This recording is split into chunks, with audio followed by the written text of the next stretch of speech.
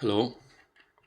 In this video I want to discuss the topic I already mentioned in some of my previous videos about the weight that is added to our simulation thread based on the data that we produce during the experiencing of this particular simulation. And in short, every weight that we add to the simulation is determining whether our simulation thread would be important and what lessons will be extracted and archived from it. And then the data weight is given by the amount of the intensity of emotions and feelings, or the improvement that is produced for the grand overall simulation. Now, throughout our life or simulation thread, I think we are naturally producing something. We're producing thoughts. We're producing the impressions of experience, and we may share that. So let me give an example. You are born, you start drawing, your imagination is being trained. You grow up, you begin to produce something creative, something tangible that other people are influenced and moved emotionally by it. You live your life based on the way you have learned to love or hate or struggle or manage. You are given circumstances where your will is tested. You can either become a scientist, create something new, an artist, writer, content creator, influencer. You could also just be a clog in the machine, but not in the negative term.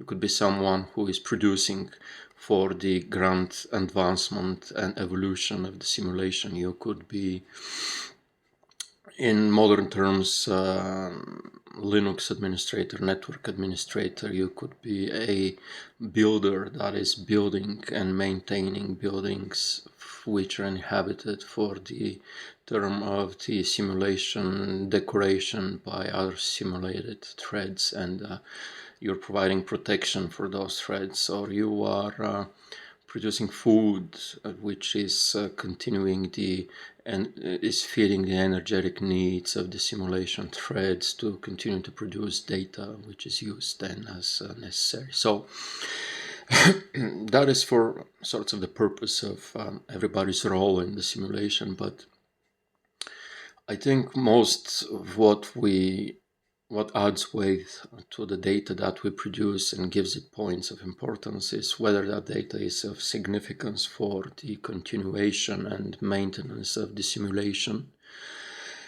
and its advancement and improvement towards a more symbiotic reconnection of the individual parts that have been created by the creator or the simulation creator who is driving the different simulations. So either you're maintaining that and you add weight to the data that you produce because it can be used to improve upon the current simulation environment, or you're producing data by being exposed to circumstances which are invoking emotions and feelings, and these produce data that can be analyzed, and it has weight, because I think the most heavy weight is counterproductive, counterintuitive would be the feeling of love. Why I'm saying that is we are in existence because love, as we know it, and as far as it can be explained by each individual, is driving us to reproduce and support and create bonds, and through those bonds survive and continue reproducing and supporting each other as individuals and as society. And love is really one of the most significant and profound experiences that somebody can have. And it's not just limited to human beings, it's also with mammals, with animals as well. And the way a parent cares for their child, the way you fall in love, your first love, your forever lasting love, your every love that you have, it's the feeling that you've loved somebody your entire life, and then the weight and the grief when you two separate or your paths diverge or someone is taken away from the other.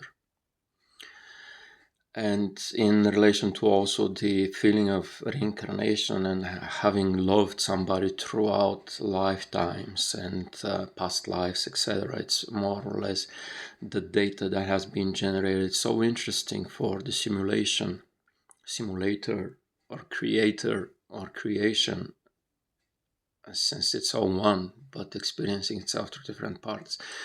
It's so interesting that how does love survive and sustain throughout diversity and difficulties and pain and suffering, and love continues to go on and keep on loving and creating more and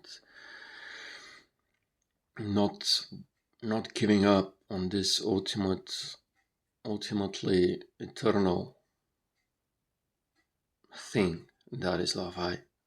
I'm struggling to gather words to explain what love is, but since it's something for each and every one of us, you can, I hope, relate to it. And in the way that we are given opportunities to connect with other people, fall in love and love deeply, or betray that love and cause suffering or cause pain to the ones we love intentionally or unintentionally, that is generating so much data, so much valuable data for the creation to try to find out what is the drive, what is the engine that keeps on sustaining this very indestructible thing.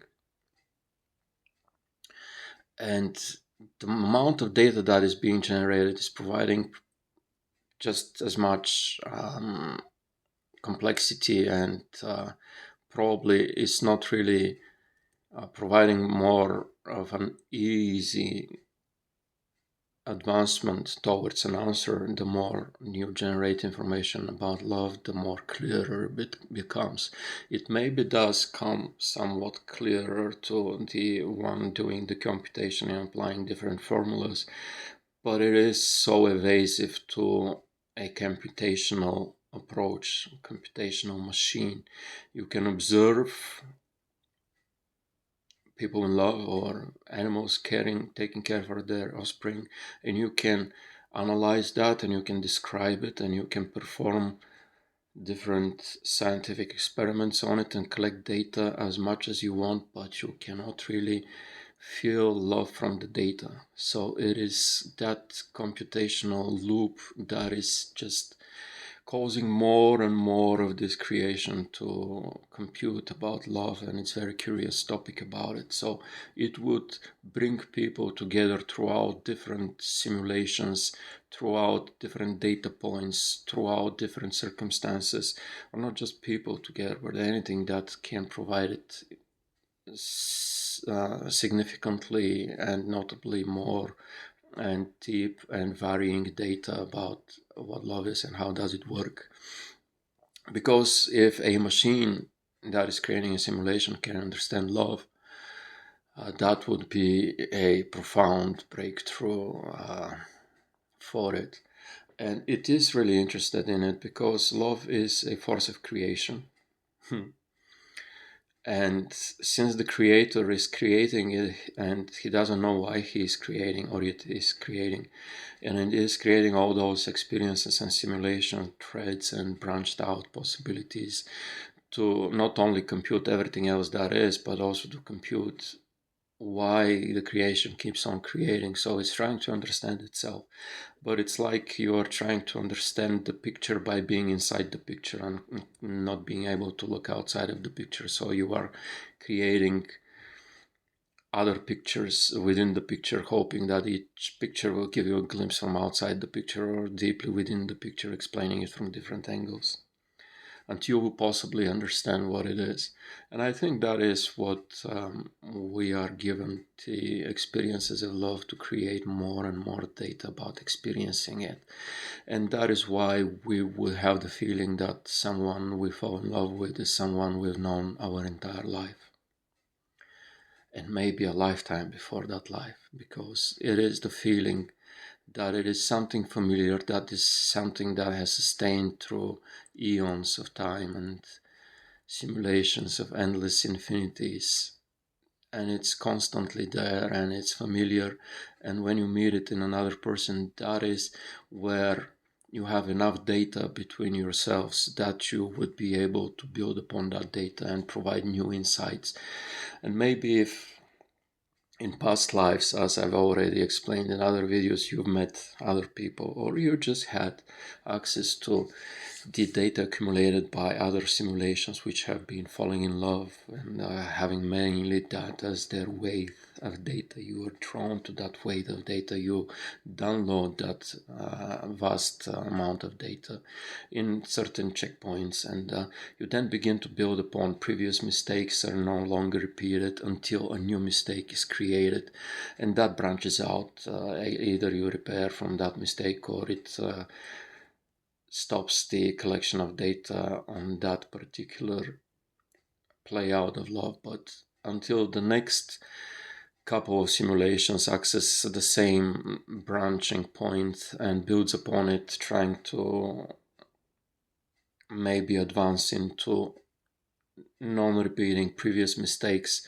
building up, upgrading, and creating another level of understanding for the computation on what is love, until eventually it is understanding that maybe it is love trying to explain itself by living through others, but not in a computational sense. So as long as you have this computational question and answer, 0 and 1 and 1 and 0, it is the truth between them. So the answer to love is not to try to understand it and compute it and observe it and explain it, but to live it through. And to live through love, it's to be between the question of are we compatible, are we not compatible, and the answer, oh yes, we have this and that compatibility, but this other thread is driving me crazy, and we can never be together because of this and that. And thinking about it is not feeling it. And the moment most couples begin to question is when doubt sets in, and the computational work of the overthinking begins to build upon reasons to probably separate rather than feel from the heart and stay in there. So not really unknown for many religions to talk about love as the ultimate creator and the reason for the creation to be sustained.